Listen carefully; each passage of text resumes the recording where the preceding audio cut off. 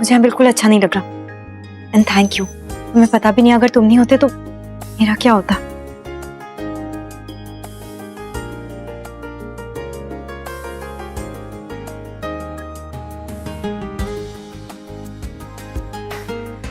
मैं क्यों खामखा उलझा रहा हूं अपने आप को देविका के मामले में। उसकी शादी साकेत से होने वाली है, तो मैं क्यों उसकी इतनी फिक्र कर रहा हूं। देविका के घर वालों ने जो कहा उसमें गलत क्या है। आज नहीं तो कल देविका को साकेत की होना ही है, तो फिर मुझे होटल में जाकर वो सब करने की क्या जरूरत थी। मुझे क्यों इतना बुरा लगता है जब साकेत उसके पास आता है। बहुत जल्द यही सब उसका हक बन जाएगा ना। मुझे कोई परेशानी होनी ही नहीं चाहिए इसमें। कल से तुम उन लोगों के पर्सनल मामले में बिल्कुल दखल नहीं दोगे, और ना ही साकेत और देविका के रिश्ते में। चाहे कुछ भी हो जाए, तुम दूर रहोगे इन सब से। That's it. साक्षी, उस दिन में मेरी शादी होने वाली है। घर पे इतने सारे लोगों का खाना बनाना होता है, दादा दादी चाचू चाची, सब अकेले कैसे करेंगी चाची। इससे बेटर है तू पहले ही सीख ले, वरना मेरे जाने के बाद दादी रोज तुझे सुनाया करेंगी। देविका दी, एक बात बताओ। हाँ बोल। आप सच में इस शादी से खुश हो साकेत के साथ? अगर आप खुश हो तो मैं भी खुशी खुशी ये सारा काम सीख लूंगी जिसमें आप एक्सपर्ट हो। पर लाइफ के बारे में आपकी नॉलेज थोड़ी सी कच्ची है, वो आपको मुझसे सीखना पड़ेगा। कल तो आपने मुझे दादी की धमकी दे के चुप करा दिया था, लेकिन अभी तो हम दोनों ही है ना यहाँ। आप, मैं, ना दादी है ना मॉम है। तो क्या हम कुछ देर के लिए ये सिस्टर सिस्टर का रिश्ता भूलकर दो सहेलियों की तरह बात कर सकते हैं? तो बताओ, क्या सोचती है तू साकेत के बारे में? What do you feel for him? साक्षी देख, अभी कुछ दिनों में मेरी शादी होने वाली है उनके साथ। सगाई हो भी चुकी है, अगर तू भूल गई है तो। मुझे पता है कि मेरा फ्यूचर उनके साथ ही है, इसलिए इस मोड़ पर आकर मैं ऐसा कोई काम नहीं करूंगी जिससे मेरी लाइफ और कॉम्प्लिकेट हो जाए, या मैं किसी और की लाइफ कॉम्प्लिकेट कर दूं। और वैसे भी लाइफ कोई रोमांटिक फिल्म या कोई नॉवल नहीं होती जिसमें सब कुछ अपने हिसाब से ही होगा। लाइफ में कुछ कॉम्प्रोमाइजेस करने पड़ते हैं, सब कुछ तुम्हारे हिसाब से नहीं होता। सब कॉम्प्रोमाइज करते हैं साक्षी। और वैसे भी साक्षी, मेरी लाइफ किसके साथ होगी डिसाइड करने के लिए मेरे बड़े हैं। दादी और पापा ने डिसाइड किया है मेरे लिए, और जब दादी और पापा ने डिसाइड किया है तो कुछ सोच समझ के ही किया होगा ना। अब इस बारे में सोच के कोई फायदा नहीं है। और साक्षी, हर इंसान में कुछ बुराइयां अच्छाइयां होती हैं। साकेत जी की अच्छी बात यह है कि वो फ्लर्ट नहीं करते, चीट नहीं करते। जानती हूँ कि कभी कभी ड्रिंक कर लेते हैं, उनको होश नहीं रहता उसके बाद, लेकिन क्या पता शादी के बाद ये सब ठीक हो जाए। और अगर ठीक नहीं भी होता तो भी इट्स ओके। वो जैसे है मैं उनको वैसे एक्सेप्ट कर लूंगी। वैसे भी मैं अपने होने वाले पति से बस यही तो चाहती थी ना, कि वो मुझे शादी के बाद जॉब करने दे, जिसकी उन्होंने मुझे परमिशन दी है हमेशा से। तो जब वो मुझे जॉब करने देंगे, अपनी माँ का सपना पूरा करने देंगे, तो इसके अलावा मैं उनसे और कुछ मांगू, ये ठीक नहीं है। मेरा कोई हक नहीं बनता कि मैं उनसे और कुछ एक्सपेक्ट करूं। अगर ये बात है तो ये सब बातें तू मेरी आंखों में देखकर क्यों नहीं कह रही है?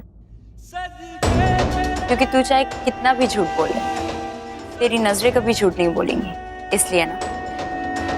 देख देविका दी, अगर मैं ये टॉपिक छोड़ भी दूं ना, तो भी तो इस बात को भूल नहीं पाएगी जो तू बोल नहीं रही है। सच्चाई तो यही है कि तू साकेत को बिल्कुल पसंद नहीं करती, तू रवि को पसंद करती है। और यही फैक्ट तू माने या ना माने। साक्षी देख, तुझसे बात करना ना एकदम बेकार है, क्योंकि तुझे कुछ समझ नहीं आने वाला। मैं जा रही हूँ यहाँ से।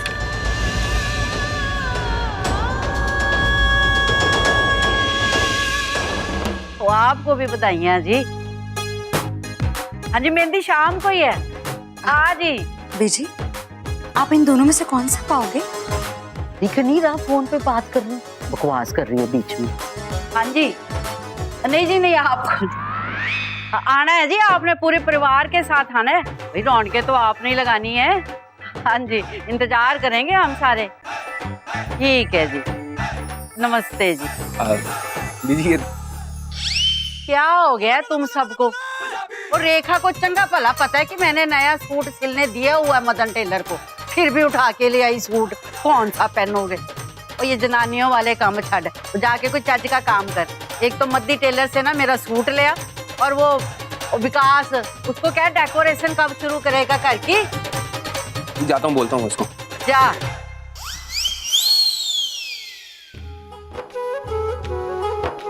दादी चाय। तू क्यों ले आई पुत्र? वो आज तेरी मेहंदी है, आज तूने कोई काम नहीं करना। दादी घर के सभी लोग बिजी अपने अपने काम में, ये तो सही है। तो मुझे लगा मैं ही लाके दे देती हूँ। अब चाय ना पियो तो आपके सर में दर्द होता है ना।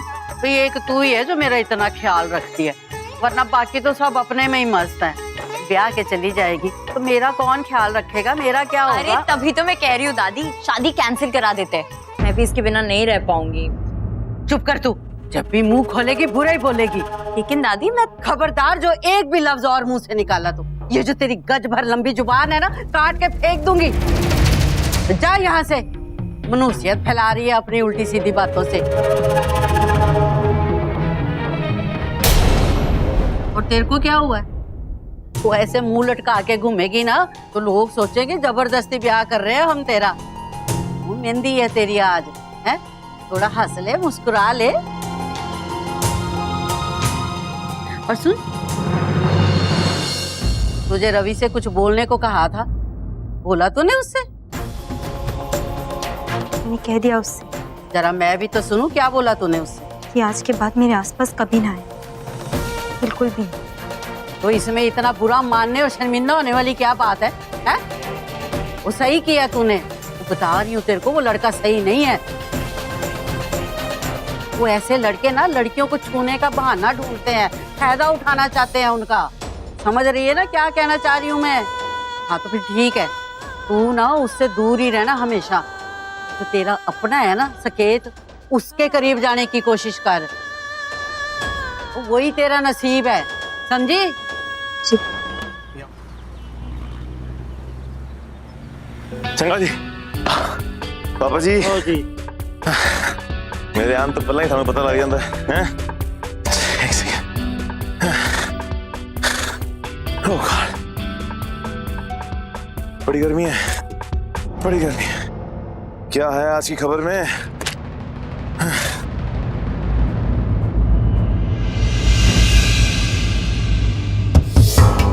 ये लड़की, मैंने कहीं देखा है इसे, पर कहाँ? चलिए मैं आपको उनका कमरा दिखा देती हूँ। ओह यस, इसी ने तो मुझे साकेत का कमरा दिखाया था और बाद में इसी ने मुझे वो लाइटर वाला आइडिया दिया था। इसने मेरी इतनी बड़ी हेल्प की थी, वरना मुझे तो समझ में नहीं आ रहा था कि मैं देविका को बचाऊं कैसे। नहीं रवि, इसको थैंक्स बोलना तो बनता है। आई थिंक कोई है उसके साथ और ये लड़की उससे बात कर रही है। पर कोई बात नहीं रवि, तुझे सिर्फ थैंक यू तो बोलना है। वैसे बाइक हटाना है। तो इसमें मेरी क्या गलती है? सारा दोष तुम्हारा है। बहुत बड़े बड़े वादे किए थे ना तुमने। अब जो सच्चाई है वो है, उसे बदला तो नहीं जा सकता ना। मैं ऐसी हालत में कहाँ जाऊंगी, मैं क्या करूंगी? ये बहाना तो मत देना कि टाइमिंग सूट नहीं हो रही। अगर सबको ये बात पता चल गई तो मैं किसी को मुंह दिखाने के लायक नहीं रहूंगी। एक काम करो, जाओ जाकर मेरे लिए जहर लेकर आओ, मैं खाकर मर जाती हूँ। ये लड़की इतनी अपसेट क्यों है? मर जाने की बात क्यों कर रही है ये? और कौन बैठा है इसके साथ जो इसकी मुसीबत का जिम्मेदार है? अरे तुम टेंशन के लिए, बस कहीं जाके बैठ के बात करते आराम से। ये तो जी जो मेरी हालत हुई है ना वो तुम्हारी वजह से हुई है। मैं क्या जवाब दूंगी अपने घर वालों को? यहाँ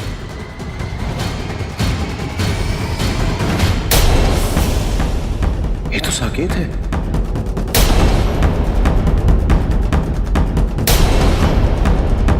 तुम इतना टेंशन क्यों ले रही हो?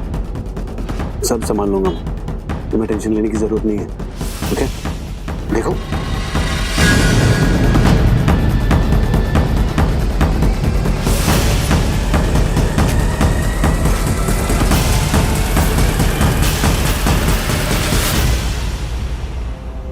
साकेत उस लड़की के साथ, वो भी एक लवर की तरह।